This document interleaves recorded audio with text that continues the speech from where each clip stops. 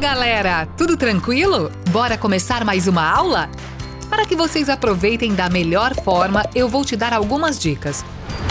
Antes de tudo, procure um ambiente adequado em que você se sinta confortável.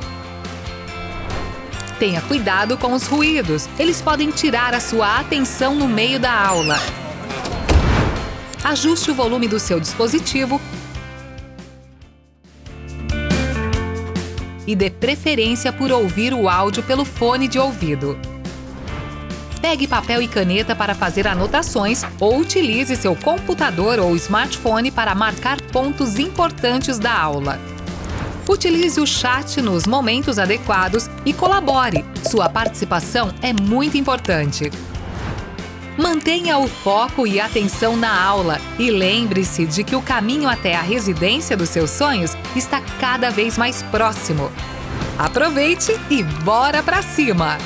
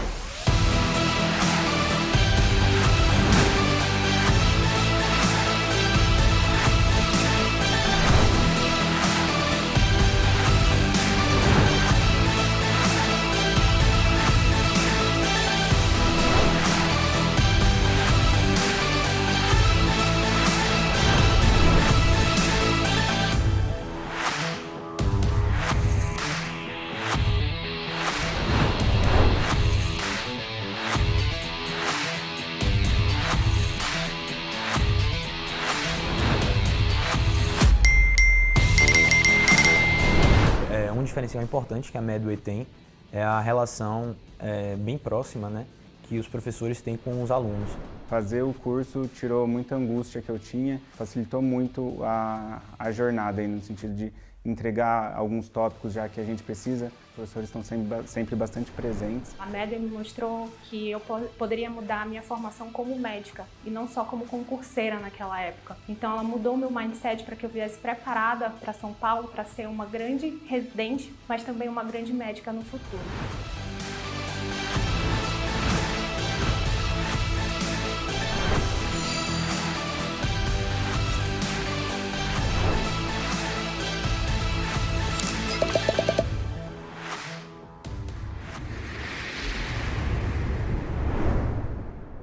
Fala pessoal, sejam muito bem-vindos a mais uma semana da Maratona da Aprovação em São Paulo aqui da Medway. E hoje a gente vai falar sobre Preventiva SUS São Paulo, uma prova que tem uma especificidade, uma preferência muito clara por alguns assuntos e a gente vai discutir hoje. E para quem não me conhece, eu me chamo John, sou professor de Preventiva aqui da Medway desde 2019, formado em Clínica Médica pela Unicamp e qualquer dúvida, sugestão, ideia ou falar qualquer coisa de carreira, preventiva, medicina, me manda um direct lá nas redes sociais que eu estou aí à disposição de vocês, beleza? Começo falando sobre o assunto mais importante dentro do SUS São Paulo, que vocês têm que elevar o nível de conhecimento, visto que a maioria vê aí de uma maneira um pouquinho parcial, um pouco por cima de níveis de prevenção, porque cai muito lá. Olha só, essa questão é de 2022, mas ela representa bem o padrão do SUS São Paulo nesse assunto. Mostra João, um homem trans de 40 anos de idade, que foi à consulta de acompanhamento de hormonização na UBS com o seu médico de família. Entre os temas tratados na consulta, o médico abordou rastreamentos populacionais para ele, ou seja, este aqui é o alvo da questão. Com base nesse caso hipotético e no que determina o Ministério da Saúde, o rastreamento mais apropriado, considerando-se que João esteja sem sinais e sintomas durante a consulta e não possua antecedentes familiares de neoplasia, seria. Vamos ver as opções. Aqui na letra A tem PSA total e livre e toque retal. B, PSA total e livre. C, colpocitologia oncótica e ultrassom das mamas. D, somente colpongótica, e E, colpongótica em mamografia. Dito isso, vamos avançar para a gente poder falar sobre níveis de prevenção no SUS São Paulo. Já falei para vocês, é o principal foco, então a gente tem que explorar bem esse assunto dentro do SUS e tem geralmente uma parte mais conceitual, onde eles perguntam modelo de Livre-Clark, coisas sobre história natural da doença, também falam sobre o novo modelo de prevenção e também tem uma parte que é aplicada, ou seja, não é só a parte conceitual de verificar qual nível de prevenção foi tal alternativa. Pedem também a respeito de rastreios e geralmente quando falam de rastreios, eles querem o que o Ministério da Saúde recomenda. Lembrando que o Ministério da Saúde é uma das fontes de recomendação e rastreio, mas tem uma força dentro daqui da medicina de família e comunidade no Brasil, mas a gente tem uma outra ferramenta, uma outra sociedade, que é o Task Force dos Estados Unidos, que tem outros tipos de recomendação e outros rastreios que a gente não tem aqui. Obviamente, conforme as provas vão aparecendo, eles podem optar por preferenciar Ministério da Saúde ou Task Force. O Einstein e o Sírio geralmente é Task Force. USP São Paulo geralmente é Task Force. Mas o SUS São Paulo acaba adotando muito o Ministério da Saúde. Ok? Como foi no caso ali do João. Outras coisas que valem muito a pena saber. Coisas sobre mudança de estilo de vida, de uma maneira mais padronizada. Ou seja, qual que é o tipo de dieta adequada de criança, diabético, hipertenso, quantos minutos de exercício por semana precisam, quais são os hábitos e tudo isso variando em relação a uma subpopulação. E da onde que a gente acha isso? Guidelines de uma maneira geral, tá bom? E uma outra coisa que eles gostam muito de falar é sobre paradoxo preventivo, que é todo um conceito relacionado a intervenções mais individuais ou populacionais. Mas tudo isso, estou deixando que vale a pena saber, mas está lá no Intensivo São Paulo, totalmente discutido e argumentado, porque a gente entra a fundo dentro da prova do SUS, tem todos os padrões lá no Intensivo São Paulo, que a gente disseca, entra a fundo nessa prova. Então, não deixa de acessar aqui o QR Code e experimentar o nosso Free Trial por 7 dias, onde vocês vão ter um gostinho, uma amostra do que é, tá bom? Galera, vamos lá então. Primeira coisa para matar essa questão, vamos revisar alguns aspectos bem importantes para a prova do SUS em relação a níveis de prevenção. Primeiro passo, dominar a ideia de história natural e o modelo de Livre-Clark que foi baseado no conceito de história natural. Basicamente, quando a gente olha história natural e prevenção de doenças, a prevenção ela entra em qual momento da história natural que eu estou tentando retardar ou interromper esse processo desencadeado entre exposição e desfecho. Começando num período que a gente chama de pré-patogênese, o que a gente vê? Que tem várias situações onde temos uma inter-relação entre agentes infecciosos, químicos, físicos, infecciosos biológicos de uma maneira geral, tá bom? Sei lá, vários outros agentes, tá bom? Ambientais. E a gente tem um indivíduo suscetível, tá certo? Nós que estamos expostos a tudo isso dentro de um ambiente. E, obviamente, todo este contexto acaba criando estímulos de doença, beleza? Então, quando a gente age na pré-patogênese, é tentar enfrentar isso daqui, ou aumentando a proteção do indivíduo para diminuir a suscetibilidade, ou então tentando tirar esses fatores de risco do contato com o ambiente da população e também um controle ambiental. Legal? Então a gente quer diminuir, quer reduzir ou até extirpar o estímulo da doença pré-patogênico. Conforme isso vai acontecendo, algumas pessoas vão começar a experimentar uma patogênese desencadeada por essa interação. A partir disso, a gente começa a ter então alterações teciduais de uma maneira progressiva. Conforme essas alterações teciduais avançam, a gente começa a romper o horizonte clínico, porque começa a dar lesão orgânica, levando a sinais e sintomas. E a gente tem dois caminhos. Ou a gente interrompe isso daqui numa fase precoce, no período da patogênese, ou então isso vai avançar, levando a lesão orgânica, invalidez, defeitos em relação à reparação, que podem levar a uma doença clínica bem estabelecida e avançada e morte. Ou então a gente consegue interromper e a gente tem uma fase de recuperação, ok?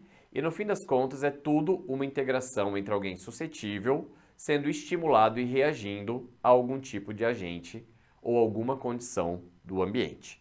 Isso é a história natural da doença, não tem segredo. A partir disso, Livre e Clark propuseram um modelo de quais momentos a gente teria níveis de prevenção baseado nessa história natural, que é dividida em período pré-patogênico e patogênico. Começando então pela prevenção primária. São basicamente medidas que visam fortalecer a saúde de uma pessoa ou de um coletivo. Então, por exemplo, o que é uma promoção de saúde? Diminuir a cultura de violência, beleza?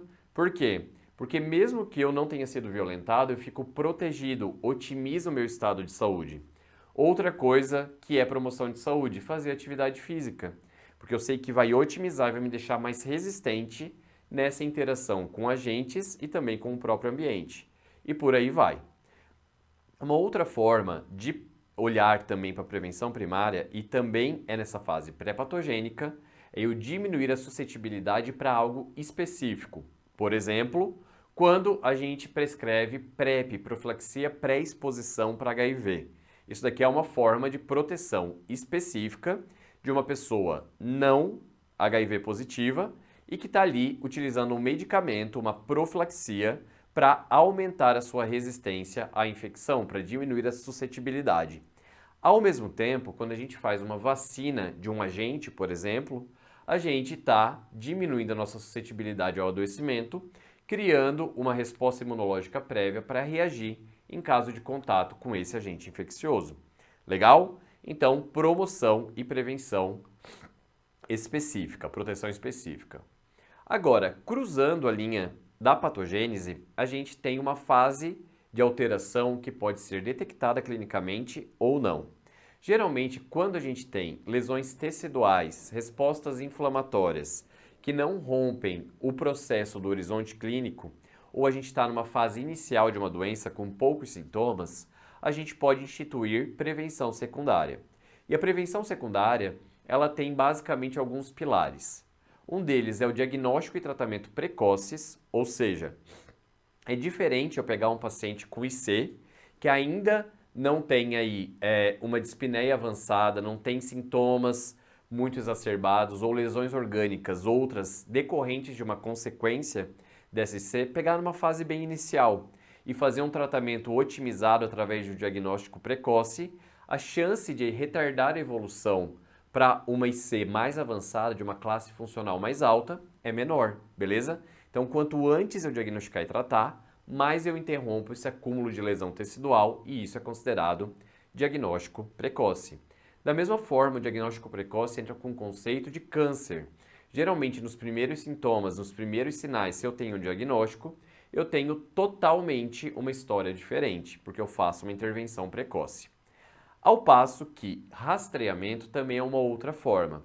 A grande questão é que o rastreamento é quando eu faço uma intervenção a nível populacional em indivíduos saudáveis, a fim de que algumas pessoas que tenham a doença se beneficiem com essa precocidade do diagnóstico e com uma fase ainda de lesão tecidual, de modo que a gente consiga fazer um tratamento adequado. Tudo bem? A diferença é que aqui eu tenho indivíduos doentes, mas diagnosticados de maneira precoce.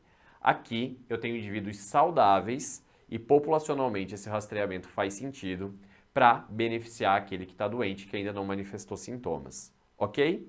E o objetivo é interromper essa cadeia da história natural para diminuir consequências. Agora, se isso avança, se a gente é tardio na hora de fazer a prevenção, a gente adota medidas de prevenção terciária, na fase mais avançada aí da história natural da doença.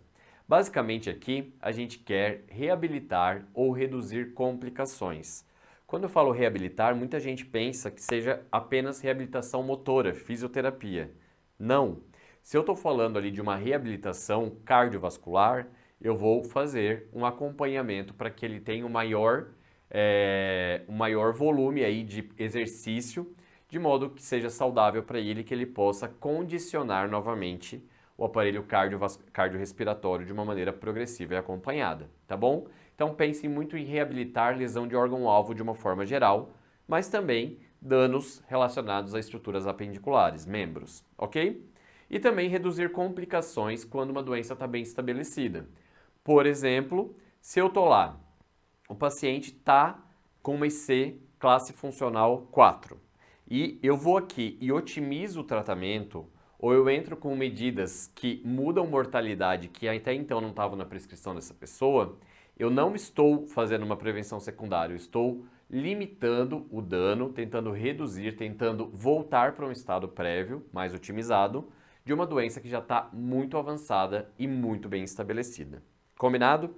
E a partir disso, a gente sente falta de novos conceitos que surgiram ao longo da definição de níveis de prevenção. Para isso, mais recentemente surgiu um novo modelo de prevenção, no qual olha-se a respeito de dois eixos. Qual que é a visão do médico, ou seja, como que a doença se manifesta clinicamente, e qual que é a visão do doente, ou seja, como que ele se sente em relação a essa experiência de doença. Como é o processo de adoecimento na visão de quem sofre, ok? E a partir disso, a gente tem 4 possibilidades considerando um ou outro. Por exemplo, na prevenção primária, eu não tenho doença, o indivíduo está saudável e o paciente se sente saudável. Então eu vou diminuir a suscetibilidade e vou dar um booster aqui na saúde desse paciente, ok? Na secundária, tem doença, seja ela clinicamente detectável ou não, mas o paciente não se sente doente. Então, a gente vai fazer ou um diagnóstico precoce ou um rastreamento associado.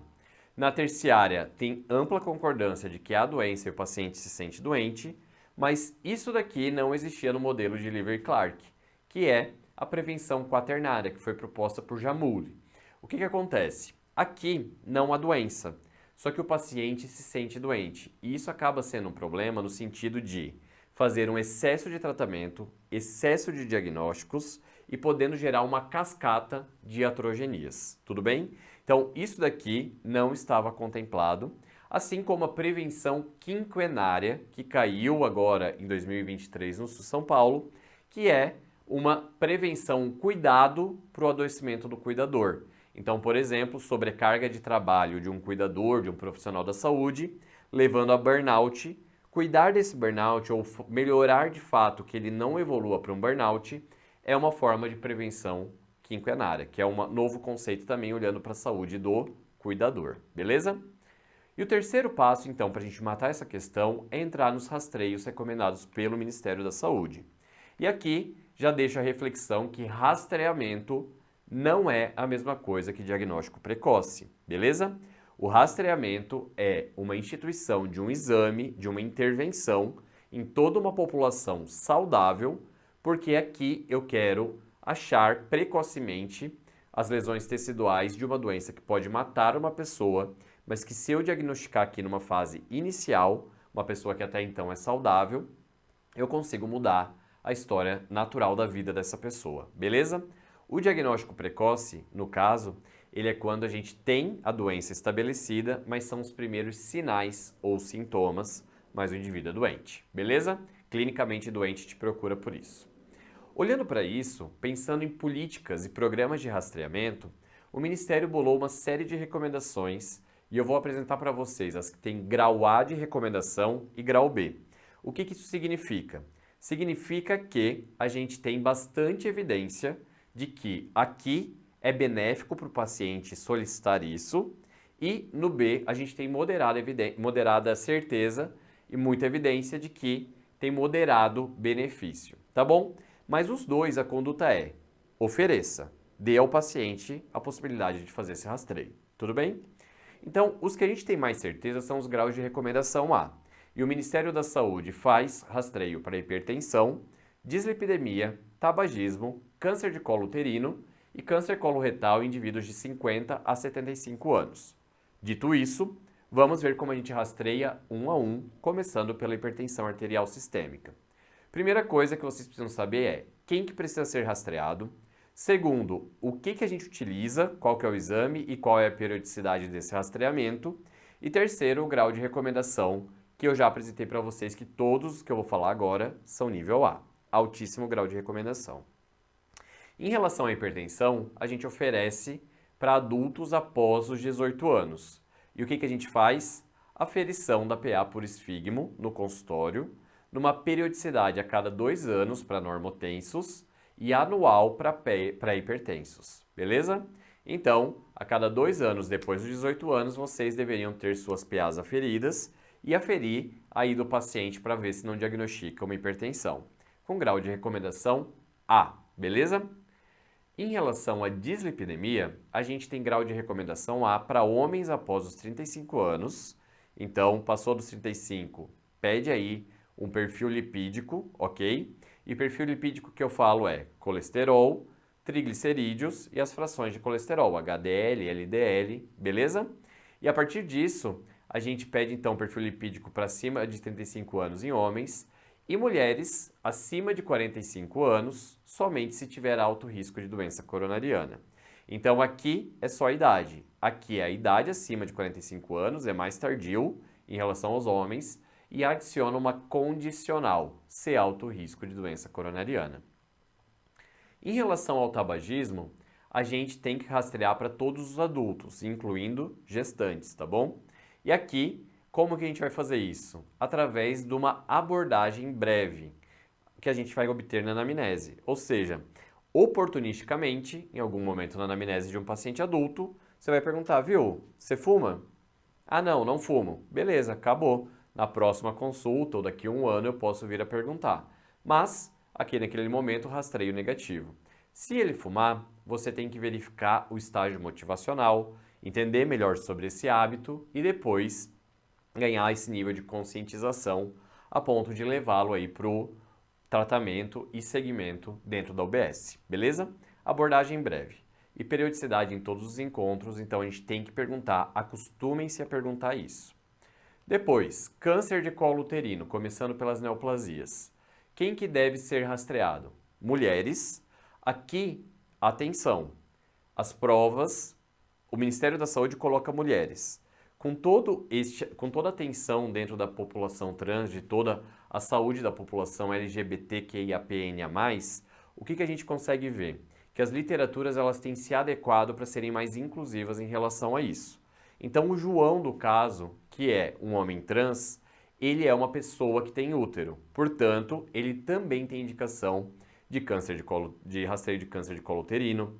Caso não tenha feito a mastectomia, também vai ter uma indicação, mas aí com grau B, de fazer a mamografia quando estiver na faixa etária de rastreamento, ou então fazer algum tipo de segmento adicional, caso já tenha feito mastectomia. Eu vou discutir isso com vocês depois, mas eu quero que vocês pensem se é uma pessoa que tem útero ou se é uma pessoa, no caso de sexo masculino designado ao nascimento, se é uma pessoa que tem próstata e se tem aí os fatores de risco dessa genética masculina aqui também, beleza? Então, aqui, pessoas que têm útero de 25 a 64 anos, desde que tenham vida sexual iniciada, sexarca. Isso é importante ser pautado, porque eu já vi questão de prova ser anulada por não colocar esse detalhe. Então, tem sexarca, 25 a 64 anos, a gente faz o rastreio de câncer de colo de útero. O exame, vocês bem conhecem, é o Papa Nicolau, a colpocitologia oncótica, que a gente segue aquela regra. Durante os 2 primeiros anos faz anual, vindo os 2 normais consecutivos, a gente espaça para cada 3 anos, ok? Essa é a recomendação de Ministério da Saúde. Ainda não tem outras formas de a gente fazer o rastreamento, outros exames, mas saibam que o caderno de rastreamentos ele não é atualizado desde 2010. Então a gente está esperando uma atualização do Ministério em relação e uma revisão a respeito de todos esses rastreios, ok? E para finalizar, os de grau A, a gente tem o câncer coloretal. Aqui é oferecido para adultos entre 50 a 75 anos, com grau A de recomendação, e a periodicidade é cada 1 a 2 anos. E eu explico para vocês o porquê. Eles deixam muito claro que a nossa estratégia de rastreamento para câncer coloretal é começar com um teste fecal, pesquisa de sangue oculto nas fezes, ok? Por isso, esta periodicidade de 1 a 2 anos é específica para testes fecais. Vindo positivo, uma pesquisa de sangue oculto, eu evoluo ou para uma retrosigmoidoscopia ou para uma colonoscopia, beleza? Mas, dentro da periodicidade no caderno está 1 a 2, pensando nessa estratégia de começar pelo sangue oculto e, se positivo, evoluir para a coluna reto sigmoidé. Sigmoidoscopia, não tira o reto sigmoide, beleza? Entenderam, né? E aí vamos para os graus de recomendação B, moderada certeza de benefício, mas ainda oferecemos. Aqui a gente tem diabetes do tipo 2, abuso de álcool e câncer de mama. Polêmico, mas ainda temos aqui, beleza?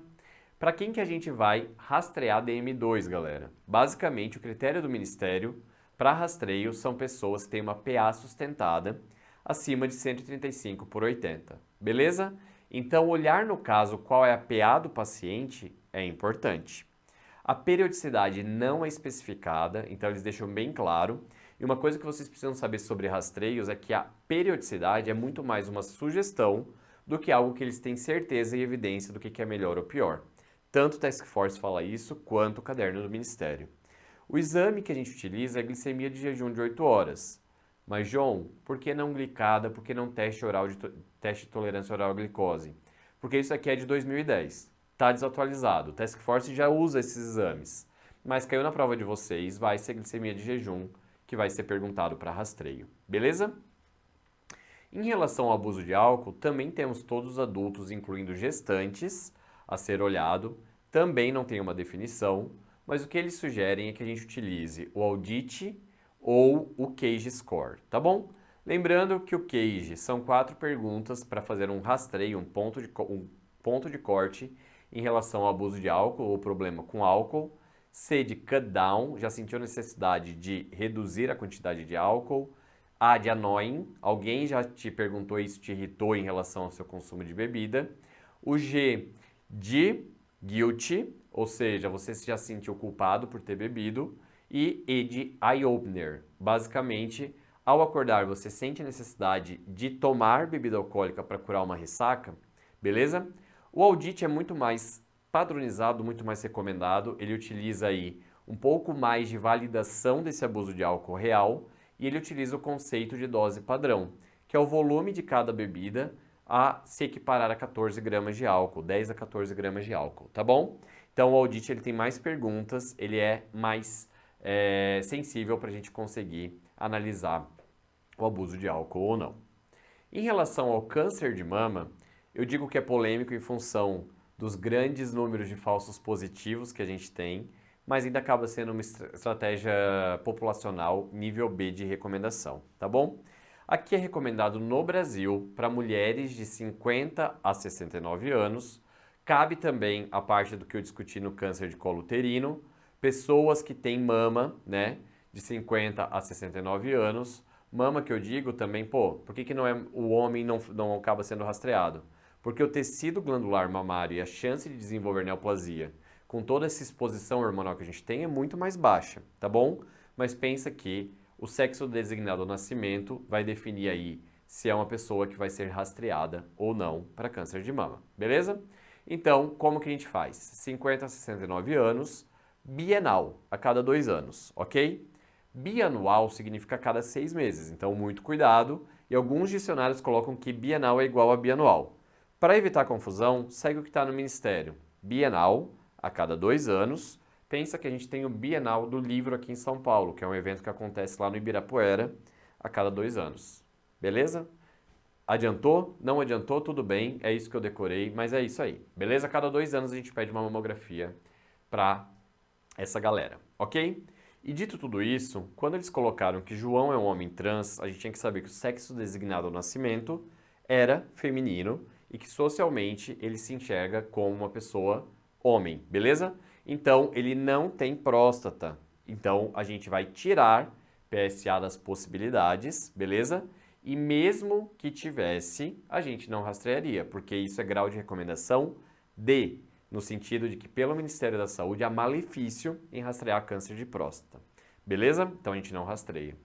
A colpa oncótica e ultrassom das mamas seria uma possibilidade, mas pensando se caso fez mastectomia. Por quê? Porque geralmente esses pacientes homens trans, eles fazem a cirurgia de mastectomia que retira grande parte das glândulas mamárias, do tecido mamário. Ainda precisa fazer algum tipo de segmento, porque Isso não é totalmente retirado de prolongamentos axilares e também pode ter uma neoplasia que se diferencie para a pele, que se expanda para a pele de uma forma geral. Então precisa fazer um acompanhamento e a mamografia, pela ausência de tecido mamário suficiente para poder fazer a compressão mamográfica, acaba sendo substituída, em alguns casos, pelo ultrassom de mamas. Só que João tem 40 anos, não tem 50 anos para a gente pensar e contemplar isso como uma hipótese. Por isso está errado. A colponcótica precisa ser feita, tá? Porém, não especificaram a respeito de sexarca. Isso foi um problema, porém, dentre as alternativas, sem dúvida nenhuma, é a que tem maior indicação. E no fim, temos colponcótica e mamografia, que pelo mesmo motivo da ultrassonografia a gente acaba não solicitando. Então, já falei para vocês como que fica mais ou menos em relação ao rastreio de câncer de mama para a população trans, para homens trans, mas em relação ao Papa Nicolau, a gente tem um cuidado também em relação a isso. Devido à hormonização, que é receber testosterona, há uma atrofia vaginal fazendo com que a celularidade fique muito escassa na hora de coletar o Papa Nicolau, sem falar na dor relacionada ao procedimento. Para isso, é muito comum ser prescrito semanas antes, umas 2 semanas antes, um gel de estrogênio tópico para fazer uma hiperestimulação daquele tecido e com isso a gente ter uma celularidade mais adequada para o rastreio e melhorar também a performance e o conforto do paciente durante a coleta. Legal? Tranquilo? Bora para a nossa segunda discussão, que é o segundo maior assunto importante no SUS São Paulo, que é a atenção primária à saúde. Bora lá! Olha só então a questão 94 de 2023 do SUS São Paulo. A atenção primária em saúde é fundamental para a organização da rede de atenção em saúde, sendo dividida em atributos essenciais e derivados descritos por Barbara Starfield, que era a mãe da medicina de família e comunidade, e descreveu isso em 98. E o que ela fala a respeito desses atributos? Como oferta de ações de atenção à saúde integradas e acessíveis, segundo as necessidades locais, desenvolvidas por equipes multiprofissionais, responsáveis por abordar uma ampla maioria das necessidades individuais e coletivas em saúde, desenvolvendo uma parceria sustentada com as pessoas das comunidades. Em relação aos atributos da APS, os essenciais derivados, assinale a alternativa correta. Letra A. A promoção da saúde diz respeito à acessibilidade do serviço em cada nova necessidade do usuário. B. A longitudinalidade trata a complexidade do entendimento do processo saúde e doença, bem como de ações de promoção, de prevenção, de cura e reabilitação adequados ao contexto da APS. C. A universalidade determina o acesso universal à saúde para todos os indivíduos, um atributo essencial da APS. D. Orientação familiar, comunitária e competência cultural são informações secundárias derivadas do contexto do indivíduo. E E. Territorialização é um atributo da APS caracterizada pela organização de serviços de saúde de acordo com cada território, observando-se necessidades e particularidades. O que a gente precisa saber disso? A gente precisa conhecer algumas coisas sobre atenção primária à saúde para ir de boa para a prova do SUS. Digo para vocês, gostam muito do que está descrito na Política Nacional de Atenção Básica. Já caiu questão em 2023 sobre composição de equipes, cai muito sobre diretrizes da APS, assim como cai sobre princípios e diretrizes do SUS, tá bom? Mas as diretrizes da APS vale conhecer. Essa questão era uma questão considerada fácil, mas tinha que conhecer os atributos essenciais e nucleares definidos por Barbara Starfield e também precisa saber as principais características e ferramentas de trabalho dentro da atenção primária. Como que eles cobram isso? Geralmente através de um caso clínico.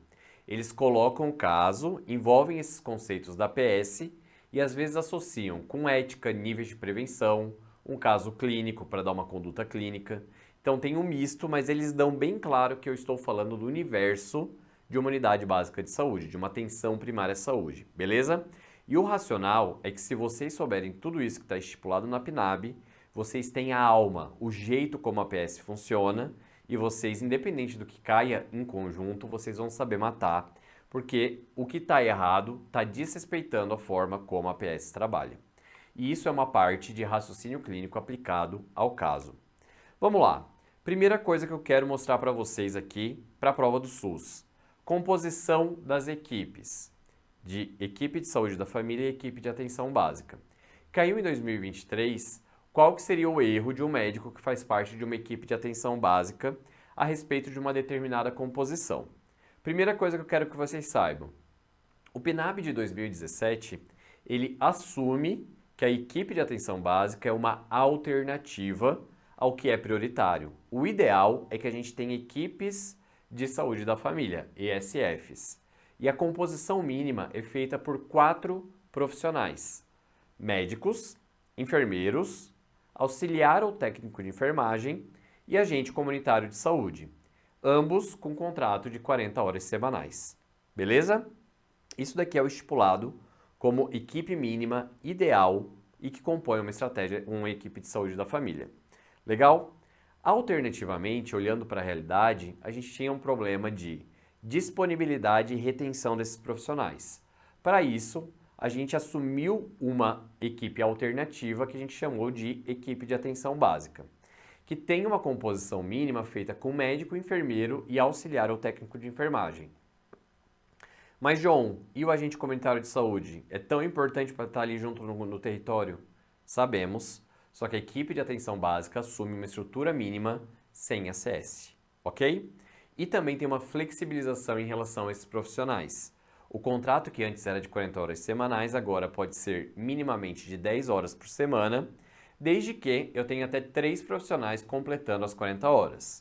Então eu posso ter um médico de 10 horas, eu posso ter outro médico de 10 horas, mas o terceiro médico ele tem que cobrir 20 horas. Ou eu posso fazer 15, 15, 10 e por aí vai. Mas no mínimo 10, no máximo 3 profissionais para chegar em 40 horas. E sem agente comunitário de saúde. Isso daqui era a chave da questão em 2023. Olhando para outras equipes, a gente tem equipes especiais, que são equipes conformadas para atingir aí uma competência cultural dentro de uma comunidade específica. Então a gente tem a equipe de saúde da família ribeirinha, fluviais. Isso daqui tem todo um modelo de atendimento e um leque de profissionais capacitados para atender o que é mais comum naquela região. Por exemplo, dentro dessa equipe não é incomum eu ter um microscopista em função da alta incidência de malária naquela região, por exemplo. Tranquilo? Então, isso daqui vai se conformando e adotando profissionais de acordo com as necessidades. A equipe de consultório de rua, a gente tem a presença de um agente social, que é uma pessoa que faz esse intercâmbio entre equipe de saúde com pessoas em situação de rua. Justamente são pessoas ou que já moraram na rua ou que têm muito conhecimento sobre essa realidade. E equipe de atenção básica prisional, onde a gente tem uma equipe um pouco mais completa, envolvendo psicólogo e etc. Beleza? Então, tudo isso é uma conformação especial para equipes especiais. Mas no básico é equipe de saúde da família e equipe de atenção básica. Uma segunda coisa que eu quero revisar para vocês aqui são as diretrizes da APS, que também estão na Política Nacional de Atenção Básica. Basicamente, essas 9 processos são formas de como a APS vai respeitar e vai trabalhar.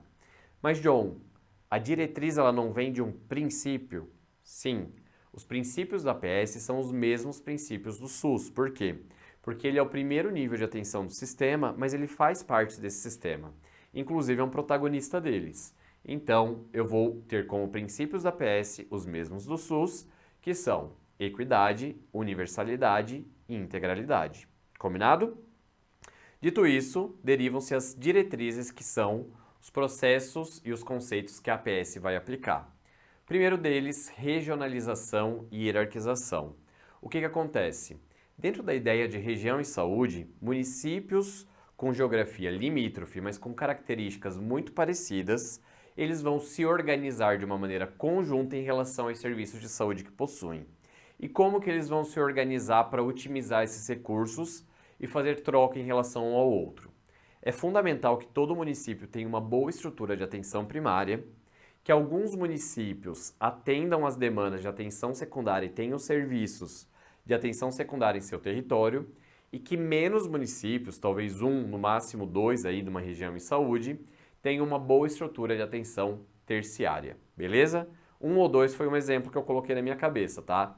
Mas pensa que a densidade de necessidade de serviços de primária é muito maior e vai diminuindo conforme secundária e terciária, beleza? Isso significa que eles estão regionalizados e organizados de uma forma hierarquizada, fazendo com que o meu município pequeno não precisa ter diálise, UTI, todos os serviços de saúde para dar um atendimento integral. Eu posso fazer um contrato com o município colega aqui da minha região em saúde e só pagar pelo procedimento ou pelo atendimento do meu habitante em função de uma troca do seu serviço utilizado. É bom para todo mundo, porque aquele ali não fica parado sem demanda, esse aqui não precisa custear um serviço caro e todo mundo se ajuda. Isso é o impacto da regionalização e hierarquização. A territorialização é uma atuação em território. Pensa que a gente, como responsável pela saúde da comunidade como um todo, a gente vai ter que se dividir em áreas de atuação. Isso é muito bem visto em áreas e microáreas que a APS atua, no qual a gente junta, faz um recorte de áreas que têm mesma epidemiologia, os mesmos problemas, mesmo nível socioeconômico, e a gente atende aqui de uma forma que as estratégias voltadas a essa população são muito mais assertivas. Eu conheço muito bem, eu tenho uma equipe dedicada a conhecer muito bem e agir de maneira estratégica de acordo com a análise da situação daquele território, ok?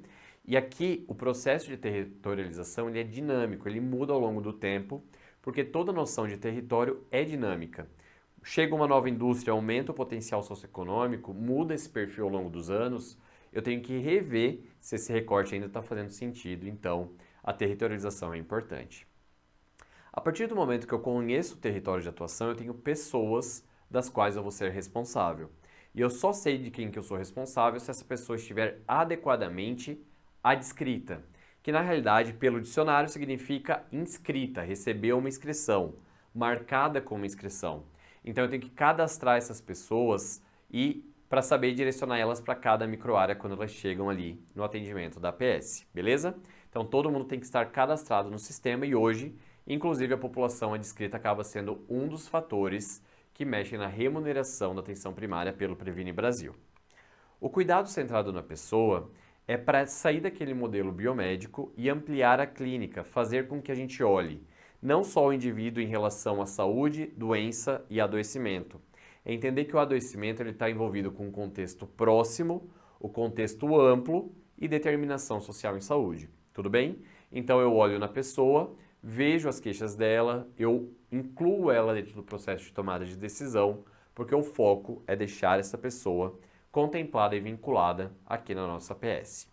A resolutividade, ela entra como a APS sendo uma coordenadora de cuidado, dando um atendimento de qualidade e tendo uma equipe para resolver vários tipos de casos que envolvam tecnologia leve, ou seja, eu não preciso de uma tomografia para resolver esse caso, eu preciso de pessoas que conhecem essa pessoa e essa comunidade, pelos conhecimentos eu consigo aí reter em torno de 85% de todos os atendimentos que chegam. Os outros 15% eu faço essa orientação para níveis secundários e terciários, ok? A resolutividade então vem que a gente resolve a grande maioria das demandas de saúde da população. A longitudinalidade do cuidado significa que é dar uma atenção continuada ao longo do tempo. Atenção continuada significa, eu, John, quebrei meu braço. Todo o processo de envolvimento até a cura dessa minha fratura é uma atenção continuada. Então, precisei de físio, precisei de curativo, precisei disso, precisei daquilo, fui no ortopedista. Recebi uma atenção continuada, beleza? A longitudinalidade diz que, ao longo do tempo, eu vou receber várias atenções continuadas. Faço um rastreio, solicito alguns exames, tenho alguma queixa, recebo diagnósticos, e esse, ao longo do tempo, é o que determina o que a gente almeja, que é a longitudinalidade do cuidado, tá bom? Não é intensificar somente quando precisa, e sim tá ali e conhecer todo o histórico dessa comunidade, dessas pessoas que ali vivem ao longo do tempo. A participação comunitária é uma forma também de introduzir a população nas discussões em relação à saúde, está totalmente previsto tanto pelo princípio pela diretriz da participação popular do SUS, quanto pela Política Nacional de Humanização, PNH. A coordenação do cuidado é olhar que nessa estrutura de rede de atenção, a APS assume o centro do cuidado, porque é uma porta de entrada, e ela se comunica com outros pontos do sistema, mas é ela que coordena. Então, chegou meu paciente hipertenso e eu vou levar para uma investigação de uma hipertensão secundária e, eventualmente, eu acesse uma enfermaria de cardiologia, de nefrologia, para poder fazer essa investigação. Na volta, depois de investigado, eu sou o coordenador de cuidado. Eu vou fazer o conjunto dessas articulações para cuidar do meu paciente, porque eu sou o principal responsável por este paciente, beleza? Que mora no meu território. E ordenação da rede significa que, já que a APS atende muito mais as necessidades e conhece o perfil de necessidade da população, é ela quem vai dar os feedbacks, os insights, para que a gestão consiga otimizar essa rede, para que ela consiga cada vez mais atender o usuário. Então, a ordenação surge a partir do conhecimento sobre as necessidades e a moldagem dessa rede de atenção em saúde para atender melhor esses usuários. Tudo bem? E dito tudo isso, o nosso último passo é conhecer os atributos essenciais e derivados da APS. Essenciais, galera, a gente tem 4 que Barbara Starfield propôs. O primeiro deles se chama acesso ou primeiro contato. Basicamente, eles querem verificar se essa APS, se essa unidade básica de saúde, funciona e é reconhecida como porta de entrada. Na parte de funcionar como porta de entrada, a gente tem que verificar se o usuário ele consegue achar um horário fora do trabalho para ser atendido, se à noite tem algum tipo de assistência, se ela não fecha portas. Por exemplo, se eu tenho um agendamento totalmente cabuloso e que eu vou ali, procuro, mas não recebo atendimento. Basicamente, diz respeito ao funcionamento, de ser uma porta de entrada disponível para qualquer necessidade em qualquer hora, beleza? E aí, tem até perguntas do tipo, tem um WhatsApp para comunicação com a equipe de saúde em caso de necessidade no final de semana, à noite, beleza?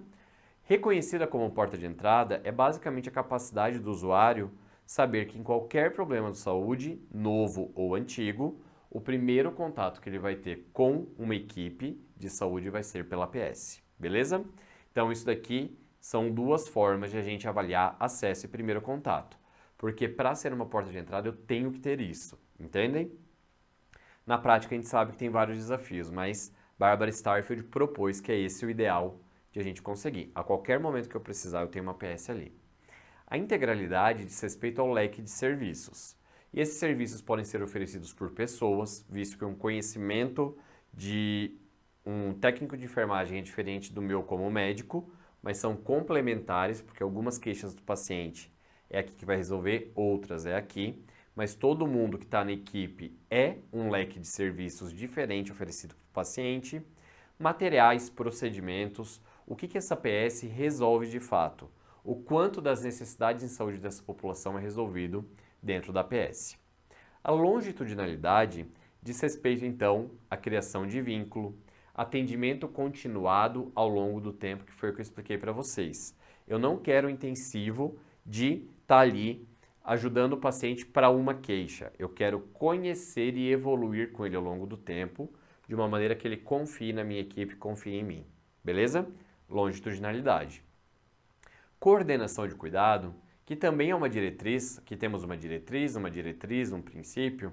Então, a coordenação de cuidado diz respeito tanto ao registro das informações, porque um bom coordenador de cuidado tem que ter um registro bem adequado de consulta, inclusive se esse paciente no futuro se mudar, ele levar esse registro com ele, e também articular a referência, que são os encaminhamentos, encaminhar com as informações necessárias e também receber a contra-referência, que são as informações que foram prestadas em outro nível, para que eu, ou por outro profissional, para que eu possa incluir dentro do meu processo de coordenador de cuidado. Então, essa relação de orientar esse paciente para fazer contato com outros pontos da rede e eu estar por dentro de todas essas informações é justamente o papel de ser uma coordenadora de cuidado. E por fim, a gente tem os atributos derivados da APS, que sim, eles também são chamados de atributos secundários, como estava ali na questão do SUS São Paulo. E são 3 tipos de orientações que são relacionados a contextos. Por quê? Porque aqui eu tenho aqui nos essenciais o que é essencial de ter. Aqui deriva de contextos, então eu quero incluir o contexto próximo, familiar, na orientação familiar, que é basicamente introduzir a família dentro do processo de adoecimento e cura. É fazer genograma, é fazer ecomapa, é perguntar sobre as doenças da família, é trazer familiares como uma rede de apoio para o enfrentamento de uma doença, para um projeto terapêutico singular, tudo isso, orientação familiar. O contexto comunitário, que dá esse contexto amplo, é basicamente envolver a comunidade na participação de decisão em saúde, conhecer os indicadores da comunidade, qual que é a incidência de febre maculosa, de dengue, de sífilis, qual que é a porcentagem de gestantes que estão ali recebendo pré-natal, quais são as situações que atingem essa comunidade, se tem a infraestrutura necessária para uma boa ação em saúde. Tudo isso é olhar como que a comunidade influencia na saúde desses indivíduos. E por fim, a competência cultural, que é uma forma de a unidade se prestar a modificar e se adaptar para a realidade da população que assiste. Não adianta eu chegar aqui com a minha língua portuguesa de São Paulo e atender uma comunidade indígena e eu não me adaptar a ela, porque a comunicação ela vai ficar totalmente diferente. O entendimento, o vínculo, tudo isso vai ser prejudicado. Então, ter competência cultural é a gente como equipe, comunidade de saúde, se adaptar, se camuflar para estar próximo dessa comunidade. Beleza? O que eu quero que vocês vejam também antes da prova do SUS, que eu não vou dar hoje, mas tem aqui no Intensivo São Paulo. Ferramentas de trabalho na PS. Conheçam o projeto terapêutico singular, conheçam o método clínico centrado na pessoa, conheçam o que é um bom trabalho em equipe, mas isso aqui vocês veem com cuidado lá, beleza? Galera, vamos lá. Primeira coisa, atributos essenciais ou nucleares e derivados, né? Basicamente, a letra A falava de promoção de saúde como um atributo, não é, por isso está errado. E a acessibilidade do serviço de saúde a cada nova necessidade do usuário é acesso ou primeiro contato, que é um atributo essencial ou nuclear. A B fala que a longitudinalidade lida com a complexidade do entendimento do processo de saúde e doença, bem como ações de promoção, prevenção, cura, reabilitação, adequadas ao contexto da PS. A longitudinalidade é atenção continuada ao longo do tempo, segundo Barbara Starfield. Isso daqui é uma descrição de, para se responder com uma ação de saúde para qualquer necessidade do usuário, seja em qualquer fase que ele está procurando, eu estou falando de integralidade, beleza? Que também é um atributo essencial da PS. A universalidade determina o acesso universal à saúde para todos os indivíduos. Ok, lindo. Só que isso aqui é um princípio da APS e do SUS, a universalidade. Não é um atributo essencial da APS, ok? Agora, quando a gente chega na D, que fala que orientação familiar, comunitária e competência cultural são informações secundárias derivadas do contexto do indivíduo, eu estou olhando exatamente o que a gente viu aqui na aula. É justamente esse o gabarito da questão. E por fim, falava que territorialização é um atributo da APS caracterizada pela organização dos serviços de acordo com cada território, observando necessidades e particularidades. Aqui a gente tem um conceito de territorialização. O grande problema é que não é um atributo da PS e sim uma diretriz da atenção primária à saúde. Combinado? Dei essa amostragem toda de como funciona a PS, que vai ajudar muito vocês, mas para finalizar a nossa última questão, por que a gente não cruza uma de atenção primária à saúde com níveis de prevenção, já que disparadamente é o que vai cair nas provas de vocês? Olha então essa questão 81 do SUS São Paulo de 2023, que fala sobre prevenção combinada, mandala de prevenção combinada. Prevenção combinada, segundo o Ministério da Saúde, é uma estratégia de prevenção que faz uso combinado de intervenções biomédicas, comportamentais e estruturais, aplicada no nível dos indivíduos, de suas relações e dos grupos sociais a que pertencem, mediante ações que levem em consideração suas necessidades e especificidades e as formas de transmissão. A prevenção combinada é preconizada pelo Programa Conjunto das Nações Unidas sobre HIV/AIDS, a UNAIDS, desde 2010 e incorporada aqui no Brasil em 2013. A atenção primária à saúde tem um papel fundamental tanto na garantia de acesso dos usuários às tecnologias de prevenção, quanto na oferta qualificada dessas tecnologias. Considerando-se esse conceito, pode-se dizer que as ações de prevenção combinada que podem ser realizadas pelas equipes multi da APS incluem, vamos lá, enunciado longo, um pouco assustador, mas nada muito fora do que a gente ouve a respeito desses dois assuntos. Letra A. O que a gente deve fazer como APS para prevenção combinada? A. Garantir a acessibilidade a seringas e agulhas descartáveis para pessoas que usam drogas injetáveis e para travestis e transexuais que fazem uso de silicone industrial ou de hormônios injetáveis como redução de danos. Beleza? Uau! Fazemos isso? Não? É possível? É ético fazer isso? Dar uma agulha e uma seringa para quem vai usar droga injetável ou silicone industrial? Vamos lá. B. Encaminhar o usuário para o serviço de centro especializado e de referência quando for necessário prescrever PrEP, visto que nas unidades básicas de saúde não é possível prescrever. C. Fortalecer permanentemente o vínculo da gestante portadora de HIV com a equipe de pré-natal de alto risco, com a finalidade de prevenção de transmissão vertical, não sendo função da equipe da APS o seu acompanhamento. E D. Ofertar em todas as unidades básicas de saúde preservativo masculino, feminino e gel lubrificante, sendo fornecido somente quando prescrito por um profissional da saúde, após orientações sobre cuidados de ISTs, infecções sexualmente transmissíveis. E aí? Já vi muita gente boa sair com dúvida em pelo menos duas e achar que todas estão erradas, mas temos uma certa que vai preponderar em relação à outra.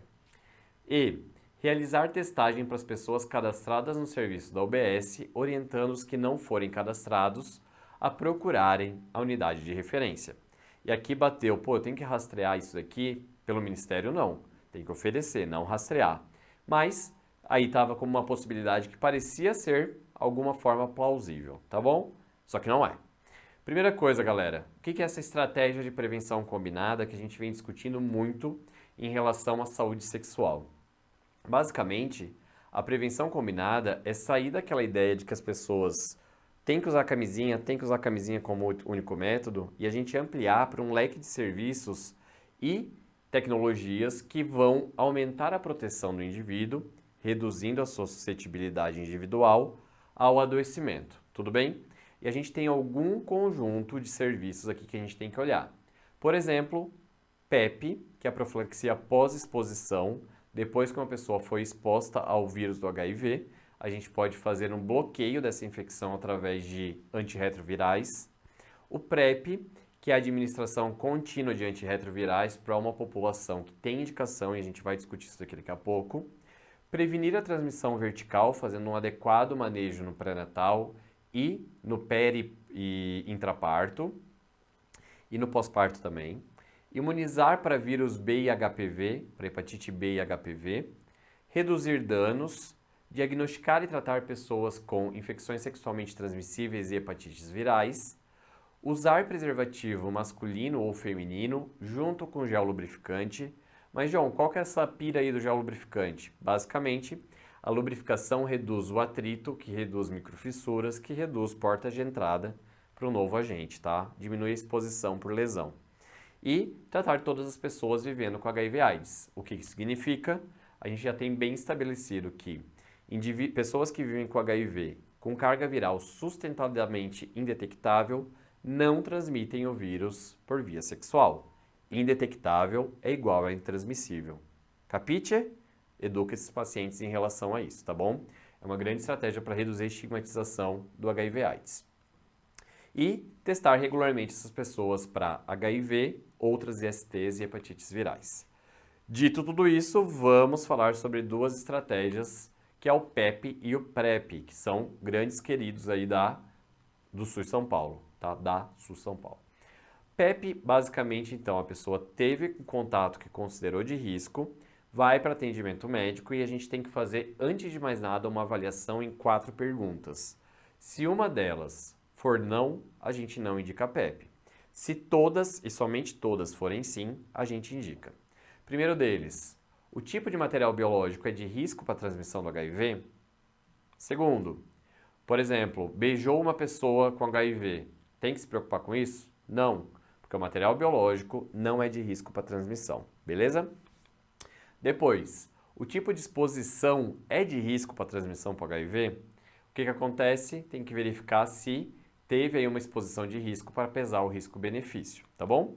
Depois, o tempo entre a exposição e o atendimento é menor do que 72 horas? Isso daqui é o que mais cai nas questões do assunto. Por quê? Porque eu tenho até 72 horas para iniciar o PEP. Passou disso, não tem o que fazer. A gente não deve introduzir a profilaxia após exposição.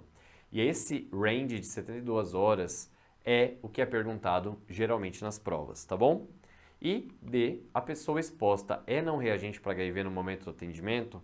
Porque se tiver uma amostra reagente para HIV, indica que não foi dessa exposição e a conduta aí é vincular e iniciar TARV para essa pessoa, tá bom? Se sim para todas, a gente inicia então o PEP, que é um esquema com 3 medicamentos: tenofovir, lamivudina e dolutegravir, uma vez ao dia por 28 dias, beleza? Então ela fica por 28 dias usando TARV com 3 medicamentos que são de primeira linha de tratamento e depois a gente interrompe e faz o segmento, beleza? A PrEP, por sua vez, é algo que vem se popularizando e tem sido cada vez mais ampliado aqui no Brasil, tá bom? E o que significa? Administração contínua, diária, de antirretrovirais. Contínua não, porque contínua indica que é a todo momento ao longo do tempo, mas é basicamente diário, tá bom? Que vai manter um nível aí de antirretroviral dessa pessoa regularmente. Para uma população HIV negativa, então é importante por ser uma profilaxia para indivíduos que não têm HIV e que tenham clearance de creatinina acima de 60, porque não temos segurança para pacientes renais crônicos, tá bom? E aqui o objetivo é a gente entrar com 2 antirretrovirais, que é o tenofovir e a entricitabina, uma vez ao dia de maneira contínua, beleza? E aqui uma das coisas que eu acho que pode ser ainda bem explorado nas provas, mas eu não vi cair, porque o PCDT, que é o Protocolo Clínico de Diretrizes Terapêuticas, saiu mais recentemente, é a forma como a gente tem mudado o acesso ao PrEP. Por quê? Porque inicialmente, lá em 2003, era muito específico para a população de risco, considerado então que era a população que tinha uma maior incidência ou maior vulnerabilidade à infecção pelo HIV, como os homens que fazem sexo com homens, profissionais de sexo, população trans, usuário de drogas que não sejam maconha ou álcool. Então essa era a população de risco e geralmente era a população alvo dessa estratégia.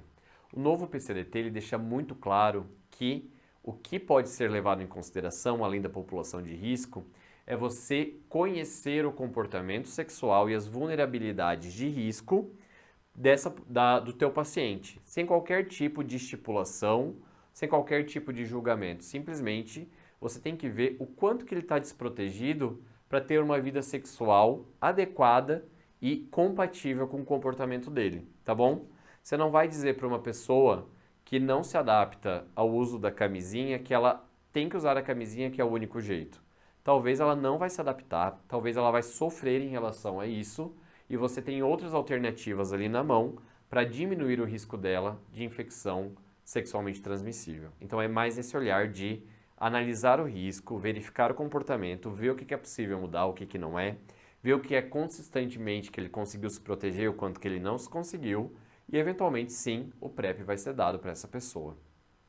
Ou então pessoas que costumam ou realizam sexo em condições de risco aumentado, alcoolizadas, o chemsex, que é o sexo associado ao uso de alguma droga. Então tudo isso são estados que põem essa pessoa em maior risco de não fazer uma relação sexual protegida por condom, por camisinha, e com isso, às vezes o PrEP também é indicado para essas pessoas. Beleza? Então, olhem muito mais uma medicina centrada na pessoa do que uma medicina baseada em grupos que a gente considera vulnerável ou não. Gestão de risco é o principal, beleza? Mas para isso tem que conhecer o paciente.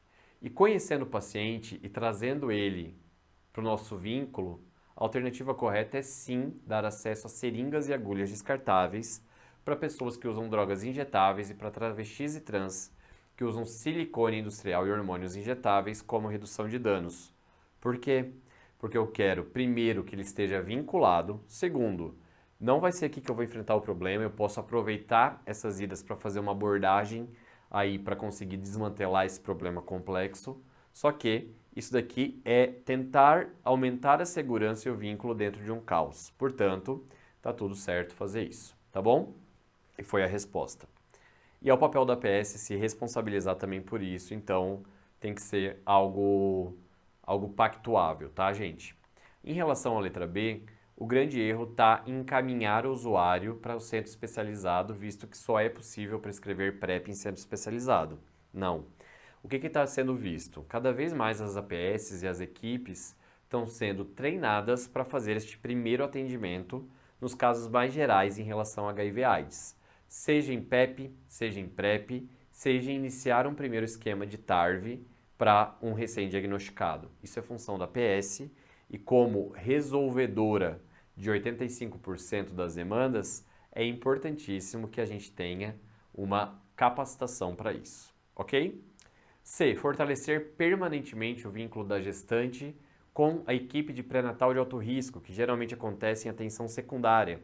Cara, não. Eu sou coordenador de cuidado, ela tem que voltar para mim. Eu tenho que estar vinculado com ela.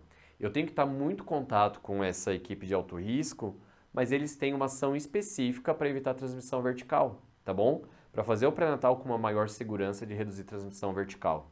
Eu, como médico de família, vou estar acompanhando ela também, tenho que trazer ela muito para mim depois, quando nasce essa criança também, e ela recebe alta do pré-natal de alto risco, ok? D. Ofertar em todas as UBSs o preservativo masculino-feminino lubrificante mediante a prescrição. Pelo amor de Deus, quem visita a UBS, quem visita qualquer local de saúde sabe a caixinha de camisinha que existe lá. Pega e tira, leva, é proteção, tem que ser máximo divulgado possível. Botar uma barreira nisso teria 1000 motivos para as pessoas não procurarem a UBS, que não é o caso, tá bom? E de dicas finais para a prova do SUS, o que eu quero que vocês levem, galera? Primeira coisa, em 2023 essa prova mudou a forma que ela cobra as coisas. Anteriormente era conceito, sabe ou não sabe. Em 2023 ela elevou o nível de cobrança e colocou as questões mais inteligentes que eu vi nessa temporada, tá bom? Questões de raciocínio que trazem crítica, desafio de raciocínio.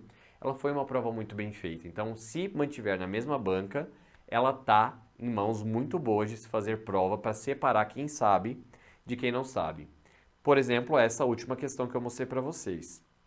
Então, essa mudança recente da banca teve uma mudança da prova, mas o que chama atenção é que os assuntos preferenciais, o direcionamento, não teve impacto. Simplesmente modificou um pouco a forma de cobrar, mas os conhecimentos agora, ao invés de serem brutos, só o conceito, agora eles dão um contexto para que haja um raciocínio. Mas manteve nível de prevenção, manteve as preferências, manteve os assuntos, o direcionamento, a identidade da prova manteve-se intacta. E o que eu quero fazer o apelo para vocês, não vão para a prova do SUS sem dominar um avançado de níveis de prevenção e de atenção primária à saúde, porque isso vai ser essencial, vai ser um diferencial. Aloquem esforço aonde está o núcleo da identidade da prova. É isso que é direcionamento. E somente esforço com direcionamento que vocês vão ter resultado, principalmente vocês que fizeram aí extensivos e estão ali tentando ganhar 5, 10 pontos. De onde vai vir? Esforçando-se mais, sendo que vocês já estão cansados, já estão esgotados, ou pegando, mesmo nesse nível de esgotamento, e ganhando pontos e se animando, porque vocês estão estudando de uma maneira correta. Pensem a respeito. Aqui está o QR Code do nosso Free Trial para o intensivo. Para você que não é aluno Medway, eu vou fazer igual Sônia Braga fez em Bacurau. Tá aqui, prescrição tá aqui. Quero que vocês cliquem aqui. Se não clicarem, responsabilidade de vocês. Combinado? Tamo junto, bora para a próxima e continua na Maratona da Aprovação em São Paulo, que tem muito conteúdo fera e a gente vai dissecar instituição por instituição ao longo de várias semanas. Te vejo na próxima, um grande beijo e vamos lá!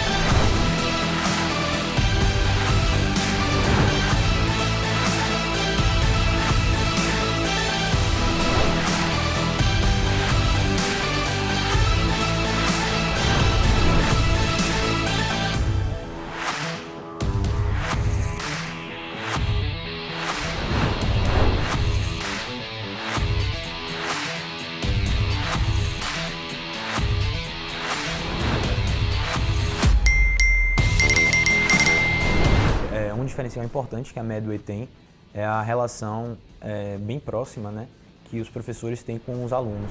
Fazer o curso tirou muita angústia que eu tinha, facilitou muito a jornada aí, no sentido de entregar alguns tópicos já que a gente precisa. Os professores estão sempre bastante presentes. A Medway me mostrou que eu poderia mudar a minha formação como médica e não só como concurseira naquela época. Então ela mudou o meu mindset para que eu viesse preparada para São Paulo para ser uma grande residente, mas também uma grande médica no futuro.